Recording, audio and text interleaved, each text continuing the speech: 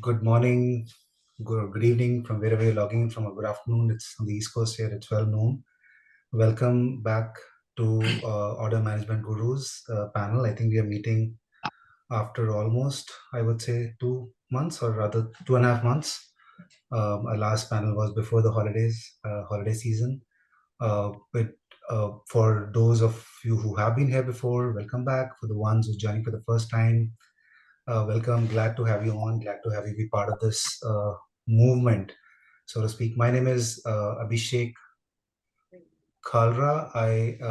I work with Nextuple, and Nextuple is where we kind of initially conceived the idea of this community, a community of order management specialists. We saw that there are areas, and there's so many areas around digital, around supply chain, where people come together, but we felt the need of someone like a safe space for order management experts to come together and be here. We started somewhere in the middle of summers last year.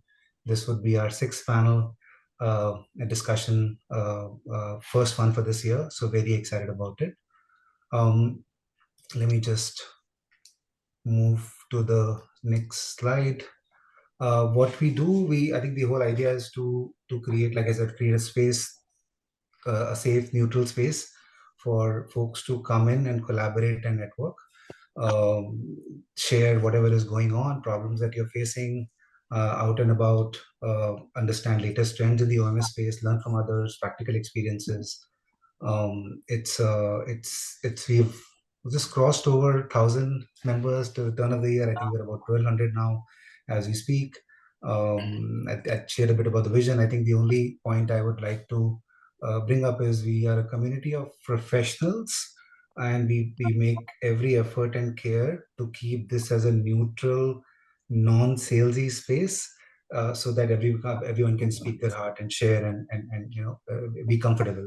There's so many other forums and ways to reach out for providers and vendors to reach out to retailers and customers. We all use that, and that's all right. And if folks are welcome to come join and interact with each other in the community. Absolutely fine. But if just so anytime you're posting, just be mindful that it's okay to promote yourself. It's okay to go talk thought leadership, but just be watchful of just keeping this as a neutral space. That's all I would say.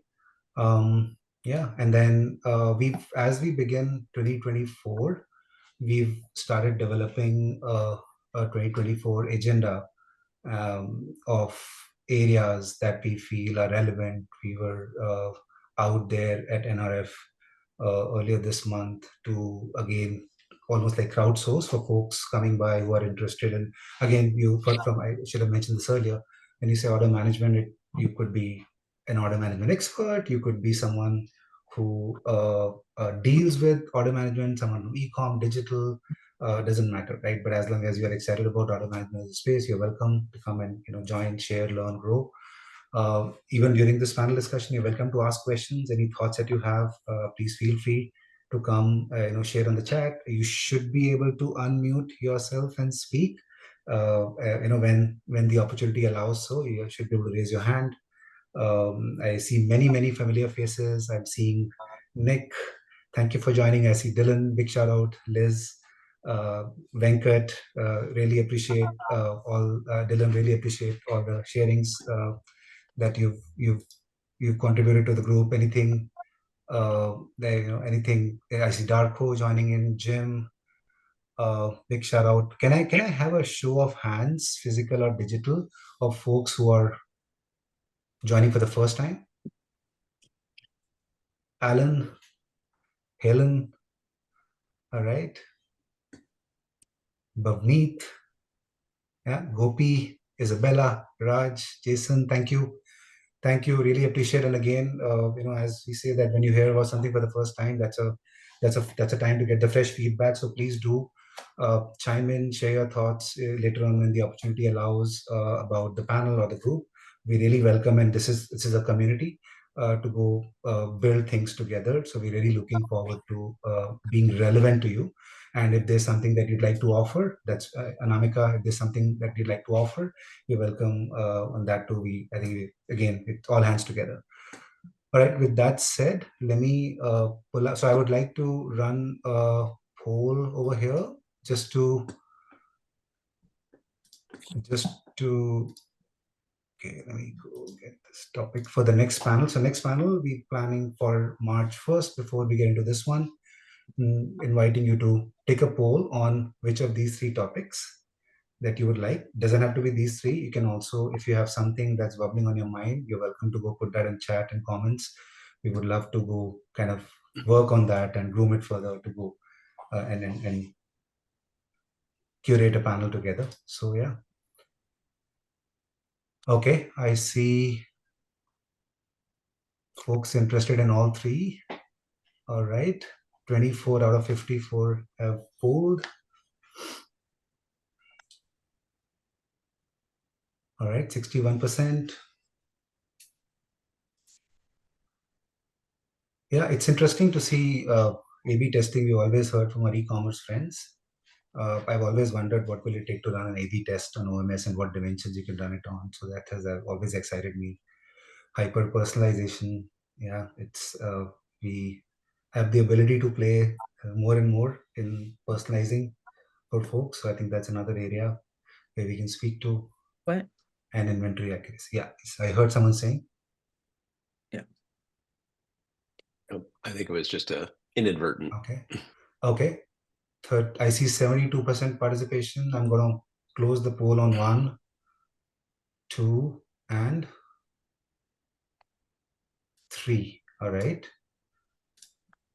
So here are the results. Are you guys able to see the results? I think it was just a inadvertent. Okay. Okay. So I see 72% participation. I'm going to close the poll on 1. Okay. Looks like someone also joined in from LinkedIn. How old you guys? 3. All right. Oh.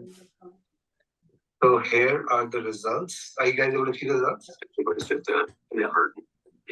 Okay.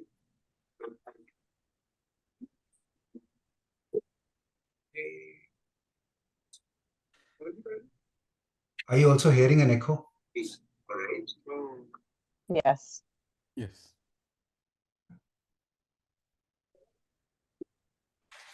Let's see if it's gone. No, it is gone. Yeah. All right, good. Can you still hear me, Abhishek? I can hear you fine. Yeah. Yeah, we can hear each other. All right. Good. So I see that we've inventory accuracy still. Yeah. So I improved it. How do I measure impact and get more dollars? I think that's what we voted together. Let's see if there's any noteworthy other topics. Any other topics that anyone would like to put in chat or share? I mean, even if you're okay to take a minute to unmute and share a topic.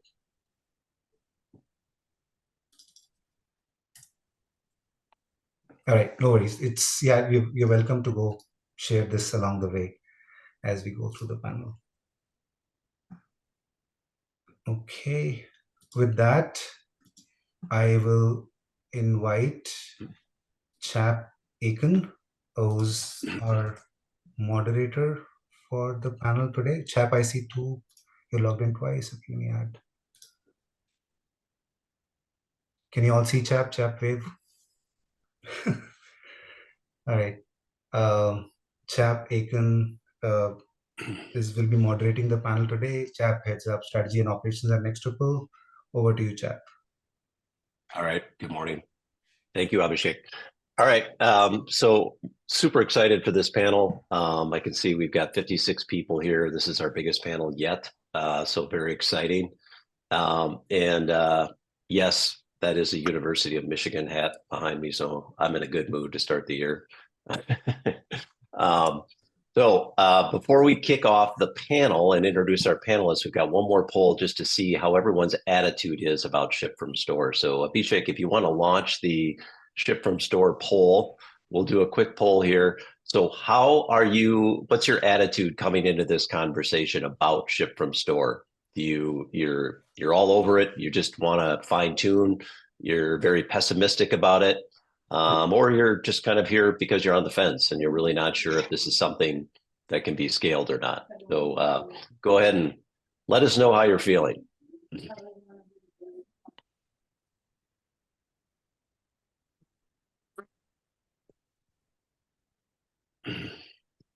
All right, Abhishek, go ahead and close the poll. Yeah, I see still some people voting. I see 37 out of 57. Let's take another 20 seconds. Some of us are thinking hard. All right, it's going on. It's not a hard question.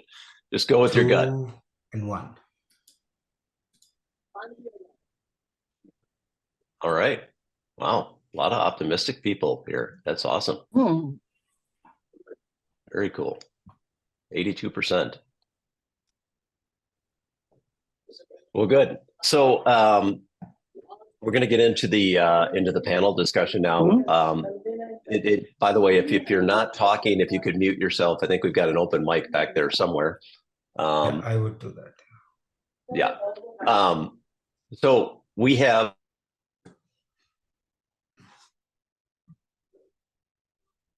You muted Chap. Chap. Yeah, Yep, I was okay. about to do that. Yeah, thanks.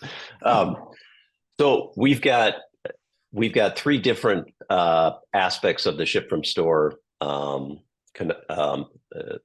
operations, technical, and product management. So I'm going to introduce we have Helen Morris from Michael's Stores here today. We have Leann Valli-Lenz, who used to run retail operations for Best Buy, and we have Nate Skiver, who is a deep expert in the carrier space, and he runs LPF. Sorry, what's the name of your company, Nate? Again, I'm blanking on it. No, you had it. LPF Spend Management. LPF Spend Management. Thank you very much. So if you guys could just take 30 seconds, a minute, introduce your background to the rest of the group, and then we'll jump into the panel. Helen, why don't you go first? Hi, I'm Helen Morris. As you mentioned, I'm part of the product management team at Michael's Stores. Fairly new. I'm kind of just over month 3 there.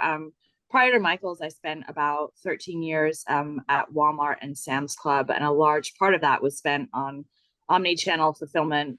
Particularly, I launched Ship from Store, Delivery from Store, and owned Instacart, all of which through the March 2020 COVID pandemic. So it was a very interesting rocket ship to ride. Wow. Yeah, absolutely. All right, Nate, go ahead. Yeah, Nate Skiver, as Chap mentioned, I'm a founder of LPF Spend Management, which is a consulting company really focused on helping package shippers optimize their parcel programs. So that's what I've been doing the past 4+ years. But before that, I was in retail for 17 years, Abercrombie & Fitch for 11, primarily focused on parcel, but I was actually part of the order management team that launched Ship from Store, just been a few years ago, maybe 10, something like that. So, and then most recently I was with Gap Inc. and also responsible for Ship from Store, but on the transportation side. So more focus in parcel transportation, but at least I know enough about Ship from Store to be dangerous. So. All right, thanks. Leann, go ahead. Hi, I'm Leann Valli-Lenz. My latest role was with Best Buy. I was with Best Buy for about 23 years. 8 of that was really in the operations area. 15 of that was really in technology. So I worked in technology from the warehouse perspective, and then I also worked front of store. My previous career to that was in technology. I worked in technology with a company called Nordic Track, which a lot of people don't know what that is. But I was there for a few years, really growing my background in technology from a warehouse management and also from a order management perspective. And so that's really how I've grown up in my career and really taking that operations piece in the business over the last 8 years. All right, awesome. Well, so I've got some questions lined up for the panelists, and panelists, if you have a point of view, I'm going to direct the question to a given panelist, but if you want to jump in with a point of view to add something, please do. Audience, I'm going to let Abhishek, kind of be my input guide, and if there's a question that he feels that I should pause and address, then feel free to drop those questions into the chat, and then we'll try to get to those throughout the panel. We want to be respectful and try to get through some of the questions that we've come up with. but we'll try and take some audience input along the way as we go. That's So, good, Chap. Yeah. all right. So with that, Leann, the first question is we're going to focus on the operation side. So in your experience, what is the number one thing that moved the performance needle of ship from store from an operations perspective, whether it was incentives or store leadership or accurate inventory or something else? What's your view on that question? I think it's a good question, and I look at it from a couple of different aspects. One is, what is the performance just from a ship from store? And really, the way that you can grow that ship from store is knowing what your inventory is in all of your locations. It simplifies shipping to our customers because you're closer. Everybody knows that. But from a performance when it comes to handling ship from store, it is really about understanding the inventory that's in our locations, but it's also making sure that we're getting the information down to our stores in a timely fashion, and then them executing in the fashion that they need to. And I know that we're going to answer more of that as we go through today. But inventory really is that key. And then it's people. It's people. And then it's our systems, ensuring that our systems are enabling all of our personnel within the store location to execute from the alert all the way to the shipment with our carriers. Yeah. And when you say, Leann, inventory location, you're talking specifically like arming the store with the exact location of that inventory in that store at that moment, right? Right. And we'll talk about it later, but it is inventory from those customers that are, right? They don't know where it's coming from, and they don't care where it's coming from, right? Because they have a date that they expect it, and we need to make sure that we get it there on that date. But it's also taking care of those customers in the store. So how do you have that balance of the inventory for your customers in the store as well as your ship from store? Yeah. Okay, great. Helen or Nate, any other perspectives on that? I don't think so. Okay. Nate, let's talk about carriers. A lot of folks are using one big national carrier out of their stores to kind of simplify the operations of that. It limits the amount of carrier pickups, etc. Can you make the argument for us why they should not be considering that simple model? In some cases, yes. So I think a lot of it has to depend on, or it depends on how mature the ship from store program is for a particular retailer, or really what role ship from store plays in the digital business. And so if it's something to where the program, the operation isn't yet very efficient, or if for some reason it's early and the focus is more kind of liquidating inventory over being very planful and thoughtful about shipping from a closer location, if those two things happen, then you really need simplicity from an operation standpoint. And like you said, Chap, I guess the easier or simpler way is to have, say, UPS or FedEx, because most often they can handle like all of those needs, especially if you're really liquidating inventory and you're kind of prioritizing doing that, then you're going to have packages that ship from a store on the East Coast, and it might ship to a location in Dallas, Texas, because that's the priority of just liquidating it. So there, UPS and FedEx, I'd say it's probably the right choice. The scenario where it makes more sense to use multiple carriers maybe is retailers who have a store base that is like large format stores. So they've got really broad and deep inventory and SKU coverage. They've got the physical layout to actually accommodate maybe even manual, but some package sortation to where they can segment those orders for multiple carriers. And so when that happens, then you can, I think, take advantage of some of the benefits. You can use like a final mile or local carrier or courier to offer, whether it's same day or like local next day delivery, instead of just tendering everything, providing everything to UPS or FedEx. It's much more, I guess, precise, a little bit more personalized. On the customer side, you can offer some different options. Yeah. Okay. So it's definitely not a one size fits all. I love that answer. Yeah. Any other input from Helen, Leann on the carrier front from your experience? Well, I mean, I think obviously volume dictates whether or not you're able to negotiate, rates that justify having multiple carriers. I think that's obviously, like, from a Sam's perspective, we could absolutely, we had the volume that we could negotiate those rates. We could fill up a couple, more than one truck, so on and so forth. So I think, Nate, it's maybe a question for me when you look at more like smaller specialty retailers. How do you think about negotiating, or even just having the volume to justify the pickup, if you're distributing across multiple carriers? It depends, actually, on how much of the total program of ship from store accounts for like a percentage, say, of the total volume, total revenue for a UPS or a FedEx.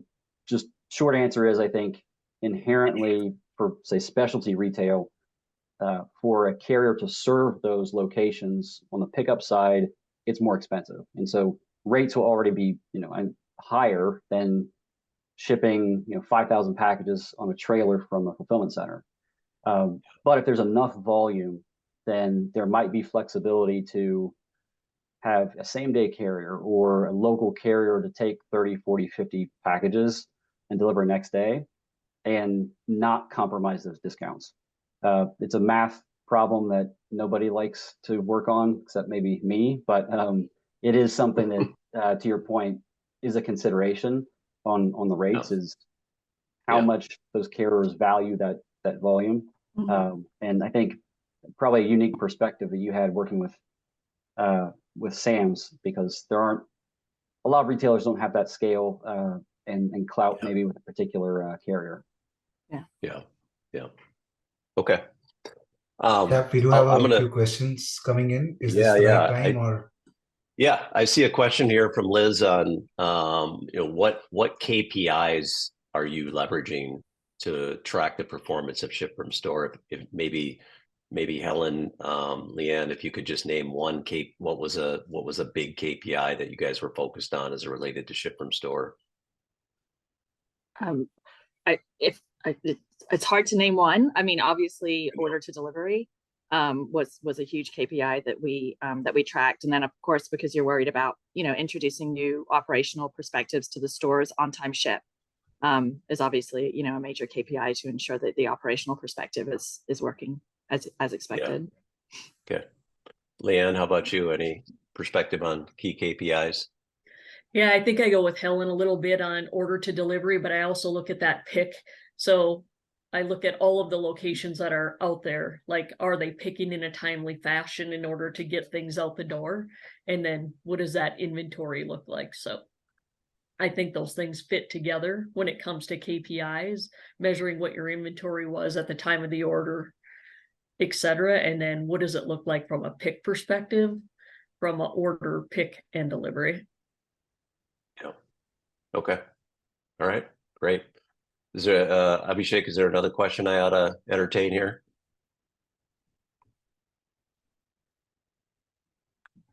There's a conversation on accuracy. What level of inventory accuracy do you need in order to be comfortable promising buy online, ship from store, and MOPIS?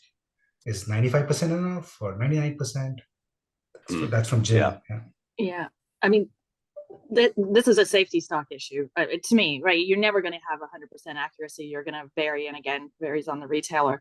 So to me, it's more about how do you manage your safety stock, and how aggressive do you get with your safety stock? Are you comfortable having it lower and maybe risking a little bit of a possibility of having an LPIG, or do you want it higher and maybe not promising as aggressively as you could? So I think, again, we all know in retail, inventory accuracy is never going to be exactly where you want it to be. So you really have to think about, again, how you manage safety stock. And then also you think about what are the ways in which you handle the situations where you do an LPIC.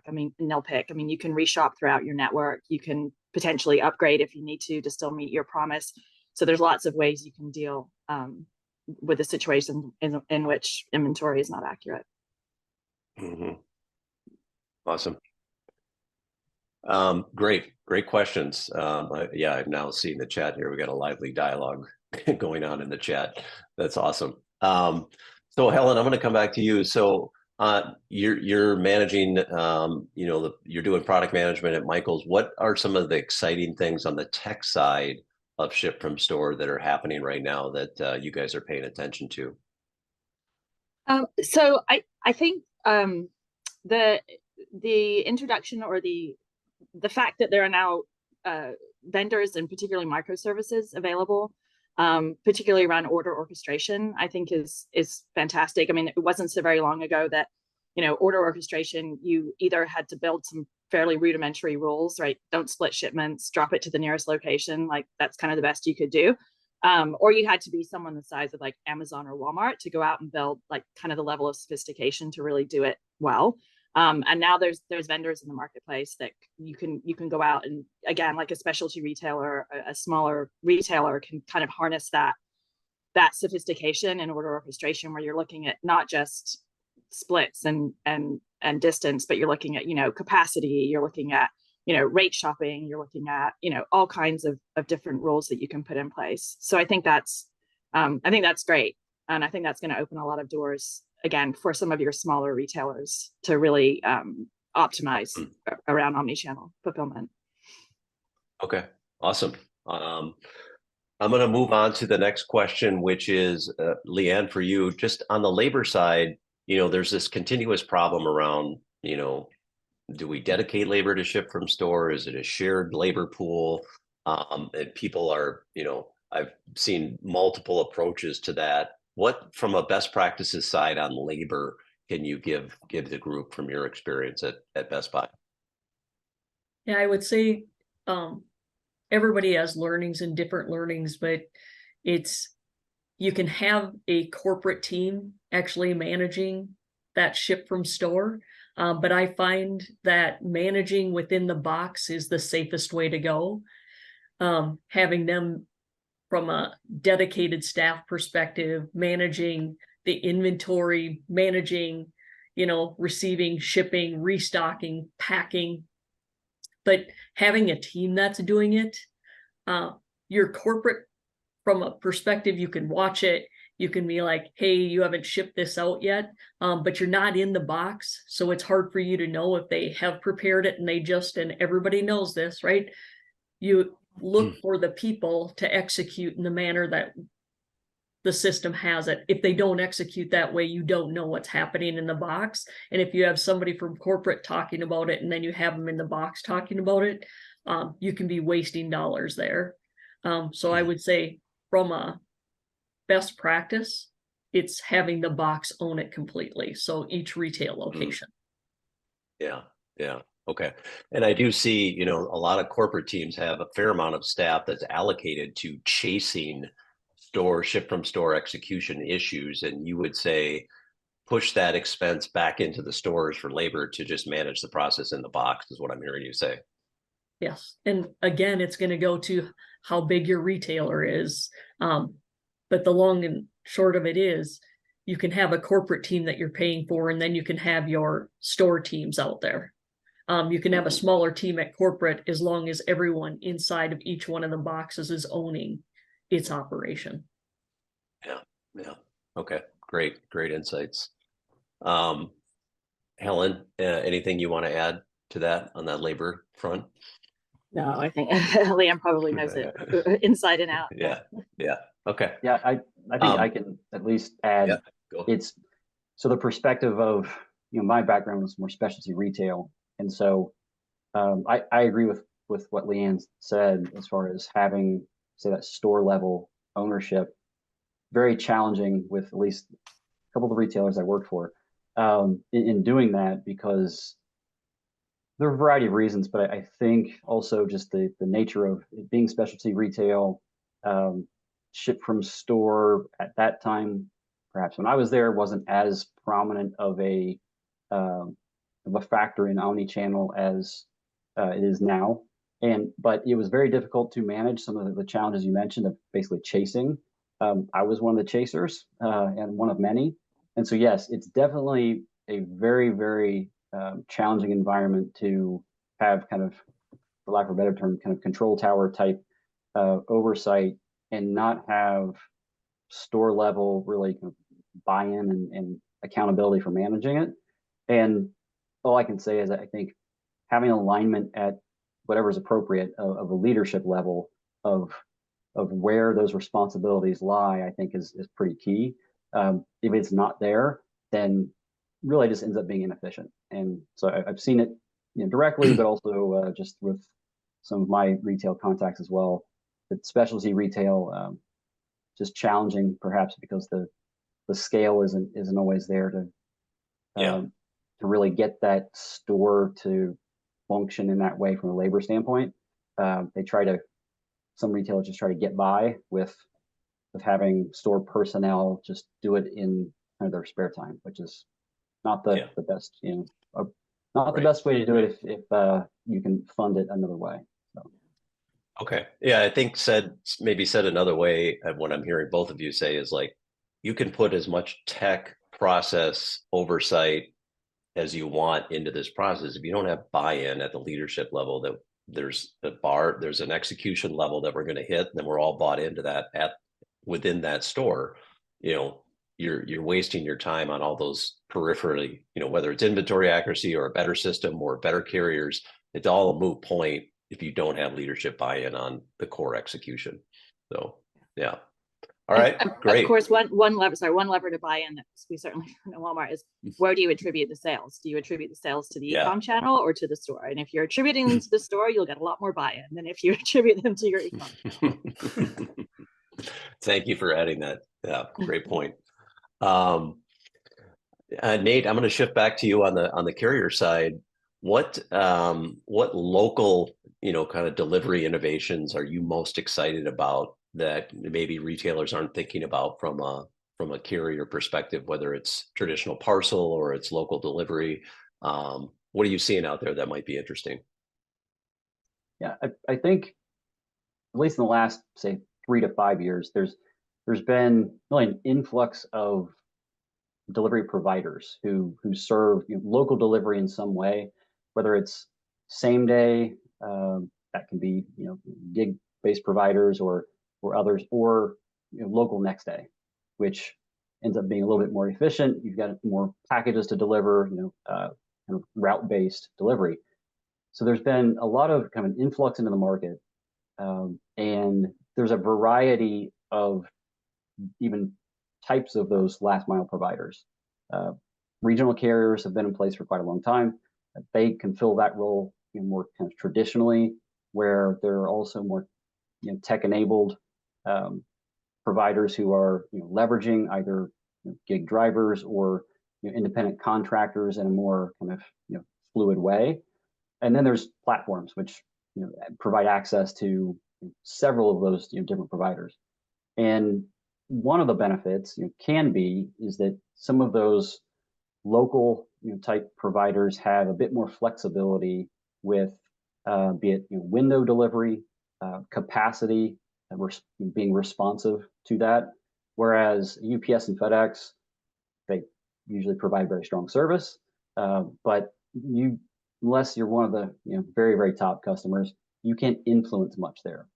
And so I think the flexibility offered from many of these newer providers or regionals who've been in the market, that along with the technology in place on the carrier side, I think there's no shortage of capabilities right now. And so that's where as more retailers are able to take advantage of, say, local inventory, store level, and really develop ship from store, the delivery capability is already there. Okay. All right. Awesome. Let's move back into the box and talk about picking. And Helen, this is a question for you.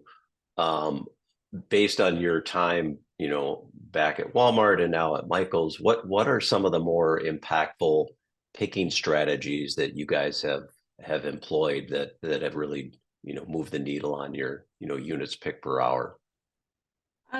So obviously pick walk optimization. So we did not, in my time at Sam's, they may have done so now, but we didn't actually engage with a third party. Obviously, there are third parties out there that will do a pick walk optimization for you.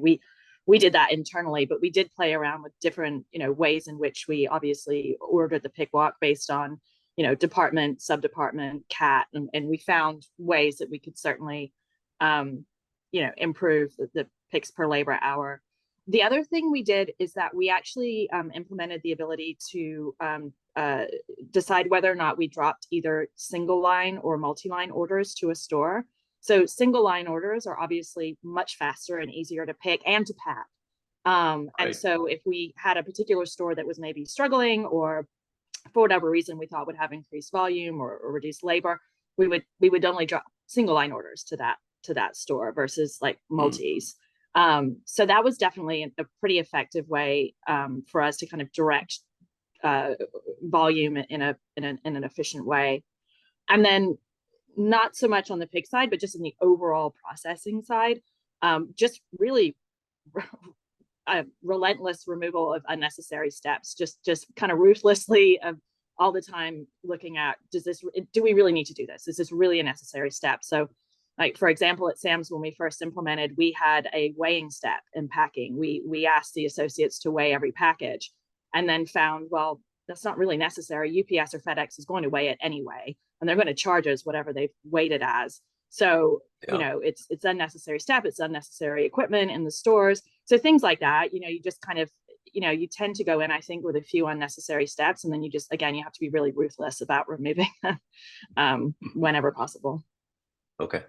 Very, very interesting. Yeah. Directing orders based on store performance, or, that's a really good best practice. Leann, anything that you want to add in there on the picking side? No, I think Helen covered it for the most part. I think one of the things we're going to have to look at in our future is, as she's talking about, like streamlining what you're doing from a picking perspective down in the stores and the different ways to pick. It's also that boxing perspective within the location and the type of boxing machines and over boxing and things that you're doing within those locations that slows people down. And if you see now, some retailers aren't even boxing it up. They're just throwing their labels right on the manufacturer's box. We'll see if that continues the way that it is today. So I would say for the most part, she's covered that. Yeah. Okay. All right. And then Leann, I'm going to keep the focus on you here with, let's just talk, I think you mentioned this briefly, just how did you, as I know, as you Best Buy's done significant amounts of ship from store volume, even reconfiguring some of their stores to, build mini warehouses. How did you then look at the impact to the in-store traffic, and how did you guys manage the customer inside the store shopping, having a good experience while you were trying to scale, ship from store? I think everybody has this balance right now, because the customer experience is the most important thing that all of us have out there, to keep your customers coming back. And so how do we make sure that we aren't holding inventory in the back room of a location when we have a customer coming into the store to purchase it? And I think we're going to find out that we're going to have to add age and things like that, because you do want the turn in the store of your product. But how do you make sure that you're not taking it out of the hand of the customer that's walking in the store for a ship from store order? So how do we start to get really smart about that, where you might just leave it in the warehouse location versus bringing it into the box? Really good points. Interesting. Nate, Helen, you want to add anything there? No? All right, great. So Nate, let's back to you. What do you think the most common SFS opportunity that retailers are missing? So they're executing it. What are they maybe not taking advantage of, or what in your mind is a big opportunity they're missing? I mean, one, I would say it's not specific to SFS, but very, very relevant, is making sure that there's a clear and accurate estimated delivery date throughout so it's not exactly transportation. It's quite, up the funnel, but Right. during browsing on the product display page in checkout, because specifically with ship from store, and if we're talking delivering locally out of ship from store, is that there's still a lot of retailers who don't quite do this precisely all the time. And some of it has to do with not being aware, not having the capability to source that order or item during browsing to actually surface that local next day delivery option. And again, my background is specialty retail, so that's where it's particularly challenging. Not as much inventory coverage, things like that, but not having that ability to show that local next day delivery option, which in the background you can probably deliver quite cheaply, compared to Right. across the country. If you can't show that to the customer, then really the value there is diminished quite a bit, because you have this generic, I don't know, 3 to 5 days or whatever your kind of general SLA is for standard shipping, that will show. And it's great that it might still ship and deliver the next day, but that kind of surprise and delight type model. I mean, that was back in like my day when I started, working like in ship from store. So that's kind of a 10 years ago type approach.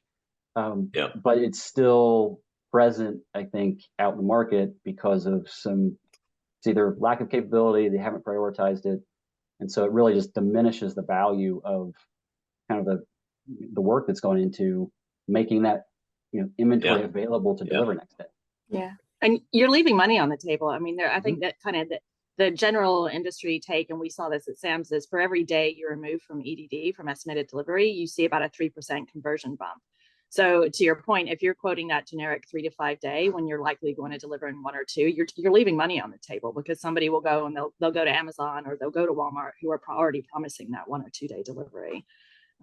So yeah. It's a great What point. would you And guys? I think, sorry, I think to that point, then that actually has it broadly speaking inhibits the amount of inventory then just in retail that is then shipped and delivered in a local market. The biggest retailers obviously still have a lot of volume that they do that with, particularly with large stores. But for everybody else, to your point, Helen, about not converting, you may have been able to convert that customer and ship that locally, and not only increase top line, but do it more cheaply than the next customer who actually selects that item and they live, 500 miles away. So I think it's something in the market, just from a parcel standpoint, that I see is kind of blocking that local next day delivery opportunity for a lot of retailers. Yeah. Yeah. What would you guys say to someone who say, yeah, I'd love to make a delivery promise, taking advantage of the fact that I'm going to do ship from store and execute it locally, but I'm not confident in this store's ability, whether it's from a fill rate perspective, because the order is going to bounce around, several stores, or the store may take too long to ship it. And so therefore I'm like, I don't want to promise something that I can't execute on. Like, what advice would you offer someone who's like concerned about making that aggressive, fast promise? Test it. So if you test it and find that you're not as efficient as you thought you were, then you're going to find out very quickly, okay, we need to take a step back and reevaluate this and determine what changes we need to make, or just maybe table it all together for now. So that's just short answer would be to test it and measure it. Yeah. Okay. I mean, the other thing is it can be done, right? We can see it's evident. There's plenty of retailers out there who are doing it, right? So we're not, it can be done. It's just a matter of, to Nate's point, testing it, knowing where your configuration should be, what your, processing time needs to be. But these are not impossible hurdles by any means. Yeah. Great. I'm going to pause here. Anybody in the audience want to ask, got a question they want to ask the panelists live here? Anybody? Go ahead and I don't see any questions. Abhishek, are there any I had a questions that have come in? question for Nate, Yeah, right? go. I've heard some retailers say if they don't weigh the package, or the carrier can add a surcharge. Like, is that true that if a store doesn't weigh, or the weight you give is not accurate, the carrier will add a surcharge because they had to go through that extra step? There are situations, so it's not across the board, I guess, that's the case 100% of the time. There are Okay. situations, and I'll just use UPS as an example, is that if either a weight isn't provided in the manifest, so the shipping data, or an inaccurate weight is provided, and then when UPS weighs it, there is a differential there over the percentage of packages essentially within a period of time that they will measure. And if the variance is above a certain threshold, then yes, they do assess a surcharge. Now, obviously that's negotiable as well. Okay. So it's not in all cases that would be applicable, but it's just something, good question to be aware of by carrier. Okay. Thank you. I know I brought up, we removed the weighing step at Sam. So the way we got around that is we had the item data, right? So we could calculate. So as long as you have clean item data, you can calculate your weight and your DIMS. Yeah. Right? Yeah. Good point. And I've lived the part about not having accurate item weights. So yes, it's a really good point. Yeah. Yeah. Okay. Yeah. Thank you. Okay. Any other questions out there? It's Nimish here. Question to Helen. Hey, Helen, you spoke about the sales accrual, right, between e-commerce and store operations. What we kind of struggle in the background is from the cost perspective, right? How do we kind of allocate the right amount of cost when it comes to store associates, or kind of measuring the KPIs of store operations to say, yes, this is accrued for a normal walk-in customer versus these are for the e-commerce customers? What's the trend like? That's an incredibly difficult question. That I would say one of the topics I don't know that anyone's gotten it right. It just is. I don't know if there's any perfect way to do it. I mean, what we did at Sam's, and again, not perfect, is we attributed the sales, and then obviously the labor all went to the store. Although from a reporting perspective, we still had a way to see ecom have the top line sales, but it's not perfect. And but again, I think from a labor perspective, you have to attribute the sales to the store, because otherwise they're taking all of the cost and getting none of the credit for it. But I think this is an answer that, or so this is a question that probably is one of the ones that has still not been fully worked out and shipped from store. Unless maybe Leann or Nate, maybe you guys have seen it done well, but I don't know that I've seen it done perfectly yet. Thanks. Yeah, Leann, any perspective on the whole who gets the credit? No, I agree with Helen. Like, this is something that has to be worked out, but at some point retailers are going to have to figure out, like, that box has to get credit for what they're doing. So how do you actually look at that in the future? Yeah. Okay. Helen, I'm going to shift back to technology. The stores have played a bigger role over the last 10 years in store fulfillment. In most cases, the store is not a warehouse still, but we've seen obviously people like Best Buy pushing those boundaries. And thus you have operational and technical requirements that start to look like a warehouse, but not a full WMS. And traditionally that space has been owned by, the OMS vendors, Sterling, Manhattan, et cetera.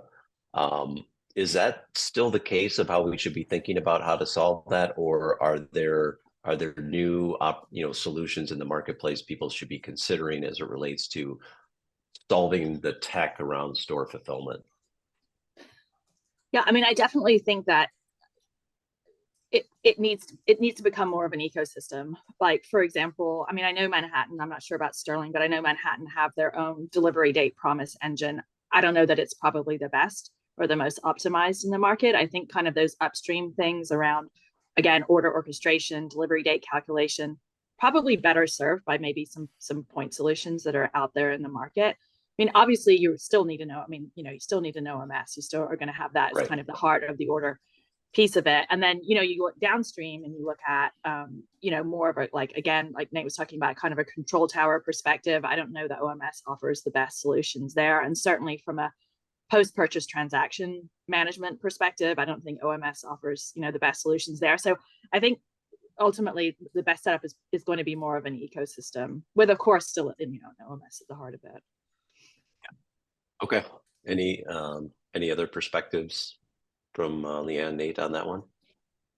No. Okay. Question for all of you guys. How we've seen this, with same day delivery, we've got now delivery models occurring out of the store. And then we still have, traditional parcel ship models as well. Should folks be thinking about, those things working together, or should they continue to be separate models? Like, what have you seen in the space of people merging together delivery ops, people coming into a store to pick up a package versus boxing up a shipment to, be inducted into some carrier stream? I mean, I've still seen it, again, probably more specialty retail focused, again, is specialty retail only, and just qualify that, is that particularly like with a same day delivery example versus kind of traditional, be it partial or even a regional carrier, is at least it's been managed, continued to be managed very separately, because specialty retail, I mean, same day is very, very much a niche service offering, generally speaking. And so because of that, it's not really been scaled efficiently or focused on. And part of that, again, I think is probably category specific, but with specialty retail, a lot of times there's not just high demand and urgency to have that delivered the same day. So usually that's been managed separately for that particular, I guess, part of retail. I wouldn't expect that to necessarily change, but outside of that, that's probably more others have a better perspective. So, okay, yeah, Helen, perspective on that? Yeah, I mean, I think for me that I think it's probably the next step that we need to take is having the idea of the ship from home, even from if from a customer perspective, they still view it as ship from home and delivery. We all know there are situations in which it's actually more cost effective to use your last mile delivery partner versus a FedEx or a UPS, and probably not vice versa. But for example, when we piloted delivery for Sam's, we actually didn't build a front end experience to begin with. Our pilot was to take ship to home orders and convert them to the delivery network where it was most cost effective. So like a 50-pound bag of dog food, I can send that with a last mile delivery partner cheaper than I can ship it FedEx, right? So we actually, that's how we piloted, was the idea of kind of blurring the lines between those traditionally siloed delivery channels. And I think that's going to be an interesting way for retailers, and particularly when you start looking at batching, we can start being smart about batching some of those last mile delivery options. I think there's going to be some interesting opportunities there. Yeah, for sure. Leann, anything to add on that? I think it's also going to be like, this is something that we're already moving towards, I think, in the industry, but customers being able to pick like when they want it delivered, and then us giving them those options instead of us saying FedEx 1 day, FedEx 2 day, FedEx 3 day, right? Just asking the date that they want it delivered. So we're not like rushing something out the door and taking on that expense as a retailer. So I think we're going to see driving more towards those dates and letting customers pick what they want. And I think we'll see that in the background has to drive the retailer's costs down while still meeting that experience for the customer. Yeah. A great point. Just a few minutes left here. Anybody from the audience want to weigh in? We've got clearly. Chap, there's a question ported over from LinkedIn Live. Question is, how have you managed challenges around payment auth failures and impact to customer experience if the pickup window is outside the SLA? pickup window outside the SLA. I'm not sure I quite understand the question. Whoever asked that question, do you want to jump in, clarify it for us? Yeah. That's I think they might be on LinkedIn Live, so might not be able to jump on here. Yeah. Okay.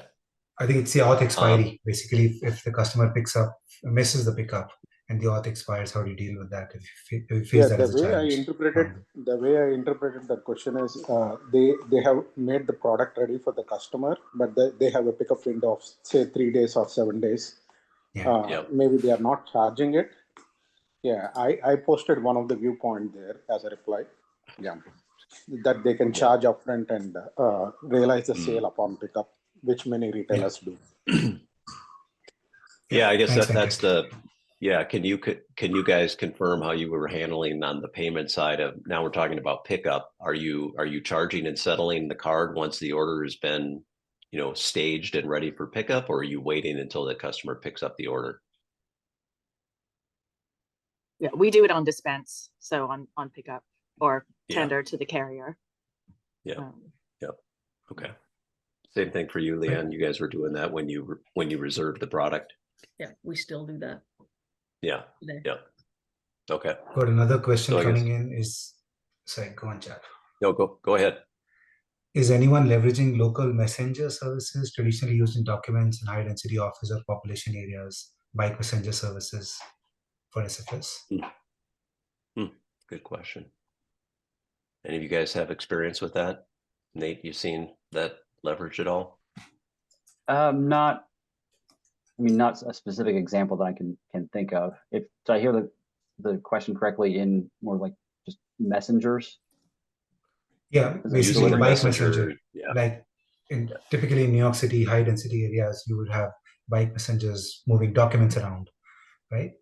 Is that the network that anyone might have leveraged for SFS use cases? I think that's a question. I haven't. I mean, it wouldn't surprise me if some have in that type of a dense metro area, but I've not. Yeah. Okay. Right. A question coming from Vikas. Aaron, what percentage of volume are you shipping from store? Has it increased or reduced this year, and why? It's a very loaded question, but yeah. If you guys can give just rough numbers, like, are you shipping 20% of your e-commerce volume out of your stores, 10%? Just any data points that you would want to share there? For us, it's about 80. Yeah. So 80%. Very high. Yeah. Very, very high. Okay. Yep. That is scaled ship from store right there. Okay. Very cool. So look, we are at time in respect to our panelists' time here. I'm going to close out the questions, but I just want to say thank you to our panelists. This has been an amazing panel. I've been around this space a long time, and I learned a bunch of stuff this morning myself. So this is terrific. I hope everyone else out there has taken a few nuggets away from this discussion. We will keep this line open. If people want to network and ask questions of each other on this topic or others, we'll do that for the next 30 minutes. But we'll formally end the panel here. Panelists, any other words of wisdom that you guys want to share before you roll off here on the ship from store topic? I just saw that somebody in the chat mentioned, have you ever looked at employee delivery or using employees to deliver? And I just wanted to say Walmart piloted this program, which I thought was amazing, where they had associates on their way home from their shift. So they could see, obviously they had a map, where do people live, where's the store. They piloted a program in which they paid employees to drop off packages on their way home, which I thought was amazing. It obviously, for whatever reason, they didn't move forward with it, but I would love to see somebody move forward with that. I think it's such a great idea, and it's like a way for associates to so yeah, I think there's opportunity there for maybe somebody on the call who wants to work on it. Cool. All right. Nate, Leann, any other closing comments from you guys? All right. Cool. All right. Well, thank you so much, Helen, Leann, Nate. Terrific insights. Thanks so much for the time. And like I said, we'll keep the line open if others want to continue to network and chat about this topic. I will stay on and I'll do my best to answer questions that anyone has. So thank you guys so much. Thank you. All right. Yeah.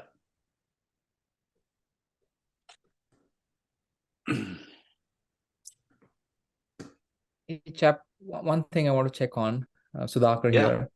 Yeah.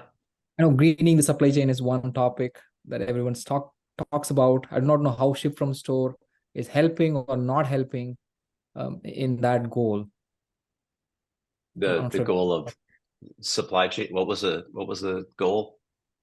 Greening the supply chain. Oh, greening the supply chain. Yeah. Yeah. Yeah. I mean, absolutely. I mean, obviously, ship from store is, if you're going to leverage the local carrier network, you've now, instead of shipping a parcel across the country, you're going to, drop it off with a local carrier and reduce the overall carbon impact of a shipment.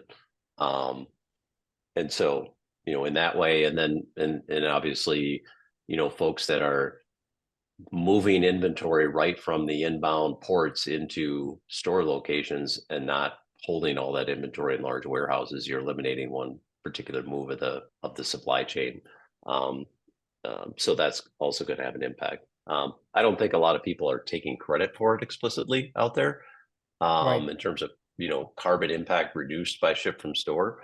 I think eventually we'll get there when you see people offering a delivery promise as well as you save this many trees by choosing this delivery option kind of thing.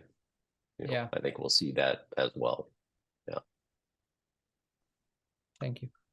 Chap, Yeah. I had a question regarding the picking question, just a follow-up question on that, if at all there is some attempt by retailers to actually use the night shift hours when there is no customer footfall in the stores, because that might increase our pick time and hence lower our picking cost. So has there been some experiment that we try to move the fulfillment hours? I've not heard of that. And I think the issue is, obviously the store's closed. And so there's a whole operation that goes on around opening and closing a store. And so if you're now keeping that store open, even if it's just for a few people, there's added overhead in doing that, as well as,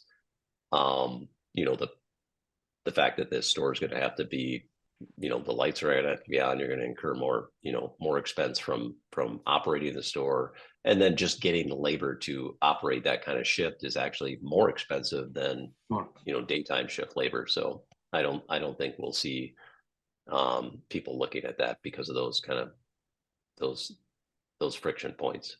So okay, yeah. Thank you. Yeah.